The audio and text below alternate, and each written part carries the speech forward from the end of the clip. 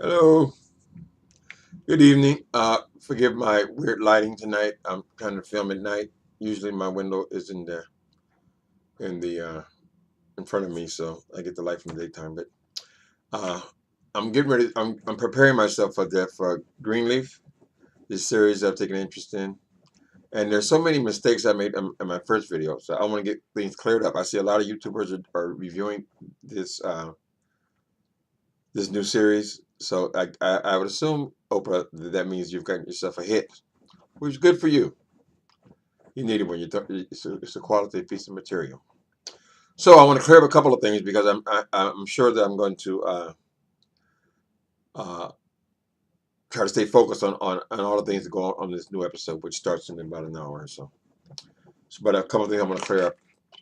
So Gigi's, I called her Gigi Georgia's. Wait a minute, I got to knock the dog out. Shut up, boy. From scratch. Okay, so before I called uh, Gigi, which is the daughter, the prodigal daughter, I called her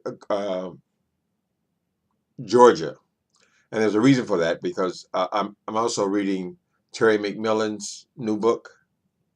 Uh, I almost forgot about you. I think it's called. Anyway, I listen to audiobooks so I go to sleep. So even though I'm not consciously aware of that I'm mixing up the names, I'm hearing her. So she was all in my head. That's why I call her Georgia. They both their names start with G. So the girl's name is Grace. Grace is like the protagonist here. Okay. Uh, a strange thing happened in the, I think it was the first episode, first or second. Byron Cage. Now, Byron Cage has a very distinct way of moving, so I knew who he was instantly. Best by seeing the back of him. He was directing choir, and at some point they showed just a little tiny bit of his face. So I'm assuming that what happened was because I don't know that he would take a role that small. I mean, Byron Cage is a big gospel artist, as many of you know. And so I'm assuming that kind of got lost on the chopping block somewhere in the editing. So we can expect Byron Cage to be having a bigger role in this series at some point, or or are they going to have to pay him full price for appearing on there? So anyway, uh, okay, Bishop's got so now it would appear that the Bishop has got four children now appearing in this. One just died. One committed suicide. He's got one son and his wife, who is the wife is the evil one, who I don't particularly like.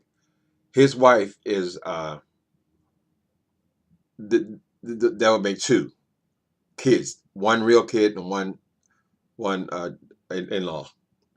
Then the other daughter, he's got two daughters. One is the prodigal daughter who's coming home. She's unmarried, but she has a daughter. So her and her daughter have just come home. There's already been. I'm kind of figuring what's going on there. The daughter, one of the other cast members, is actually her father. And I suspect that has a lot to do with why she left because she was pregnant and he was the bishop kind of thing. Okay, now the other daughter, who was the minister of music, who's a very talented singer, her husband is the one that most people that who I've talked to can pretty much identify that he's gay. Uh, they've he was making Google eyes at one of the a youth pastor youth outreach workers type of guy. And then there's a scene in a bar where he's singing, and these gay boys are flirting with him. So it's pretty obvious that he's going to be gay.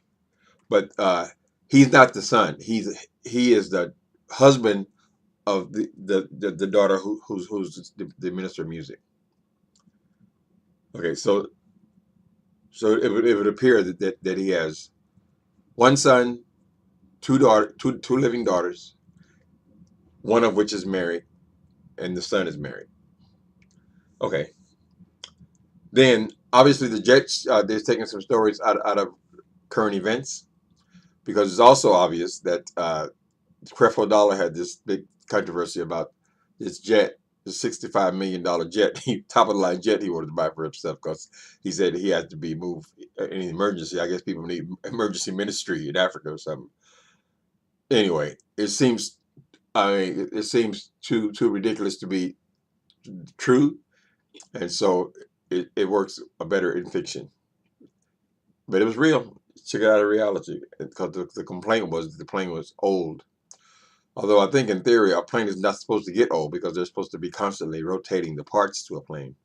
So essentially the plane always stays new. But I just want to mention that it's pretty obvious that's where that came from. Okay, I want to give props to, which I didn't in my first video. I want to give props to make sure that I have to take a moment to do this song Shorty Cesar song. I love this song when it starts off. Satan, we gonna tear your kingdom down. You've been building up this kingdom. Oh, the mess ain't go round.